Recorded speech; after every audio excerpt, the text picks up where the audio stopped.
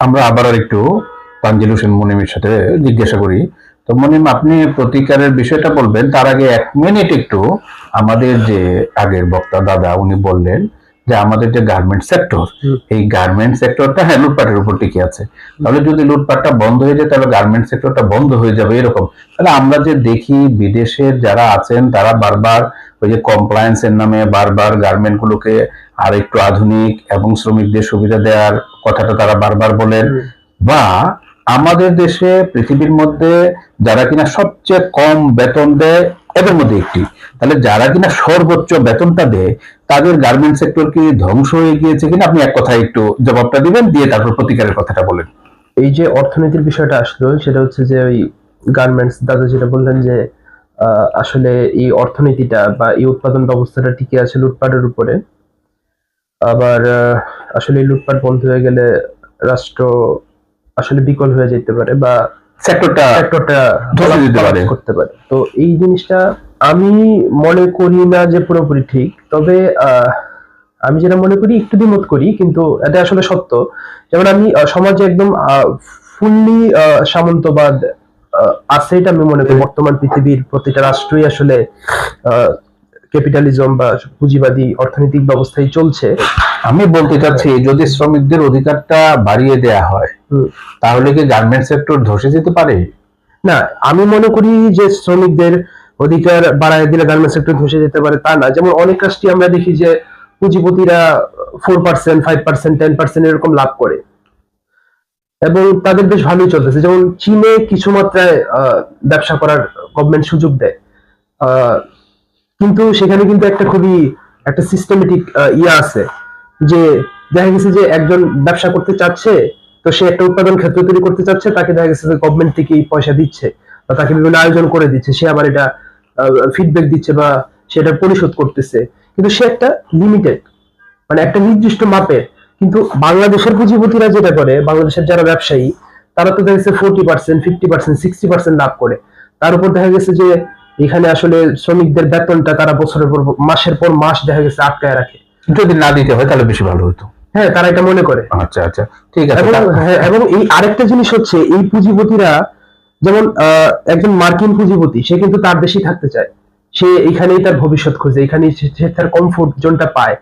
কিন্তু এখানে যেহেতু মানে ব্যবসা চললেও বাণিজ্য চললেও বড় বড় ধনী ব্যক্তি থাকলেও এখানে যেহেতু এই সমাজের মধ্যে এই ধনের যেহেতু একটা ন্যূনতম যে একটা বন্টন, এই ন্যূনতম একটা যে বন্টনটা হইলে সমাজটা একটু সুন্দর দেখায়, এই বন্টনটাও যেহেতু হয় নাই, যার ফলে এখানে আসলে একজন পুঁজিপতি সে যে কেউ হোক সে আসলে স্বাভাবিকভাবেই এনে সে তার ভবিষ্যৎ দেখে না। তো এইটার একটা বিষয়।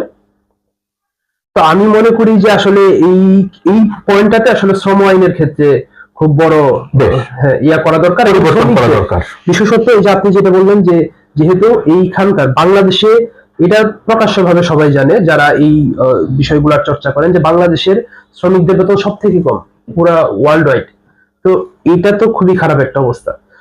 তো এর জন্য আসলে শ্রমিকদের যে ন্যায়সঙ্গত অধিকার, এই ন্যায়সঙ্গত অধিকার যে আমি আমারটা পাচ্ছি না, আমার কি পাওয়া উচিত, তো তার রাইটটা, তার অধিকারের কথাটা যে তার বলার অধিকার, যেটাকে আমরা বলি ট্রেড ইউনিয়ন রাইটস, বা তার শ্রমিক সংগঠন করার অধিকার, তার একজোট হওয়ার অধিকার, দাবি জানানোর অধিকার, সেটা অবশ্যই থাকা উচিত।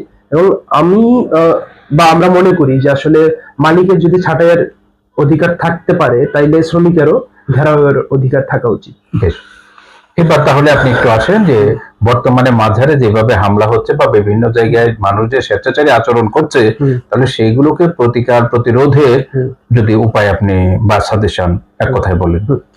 তো এই প্রতিকার প্রতিরোধের যে বিষয়টা, এই বিষয়ে দাদা যেটা বললেন এটার সাথে আমি একমত যে আসলে যদি এখানে পুরো আমূল একটা পরিবর্তন না করা যায় তাইলে আসলে একটা সাময়িক কাজে দিতে পারে, কিন্তু খুব বেশি কাজে দিবে বলে মনে হয় না।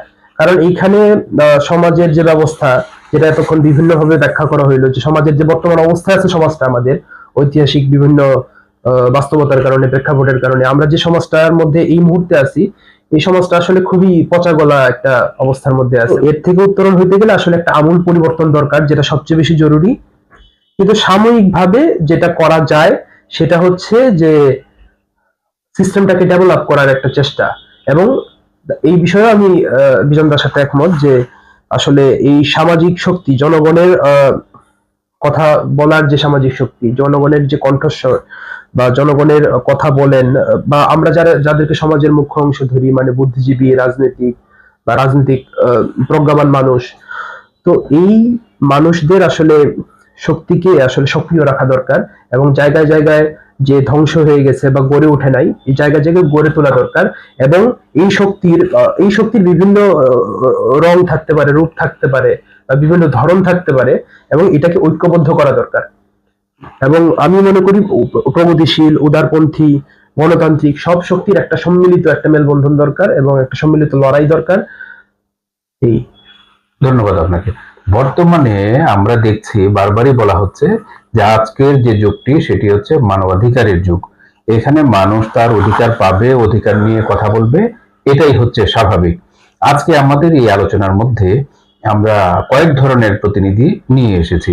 তাহলে যারা কিনা সচেতন কর্মী, সচেতন রাজনৈতিক কর্মী হিসেবে এই বৈষম্য বিরোধী ছাত্র আন্দোলনের সাথে যুক্ত ছিলেন, এরকম প্রতিনিধি যেরকম আমরা এনেছি, এরকম শিক্ষক, তারপর যিনি সাংবাদিকতা করছেন তাদের সাথে আমরা কথা বলেছি।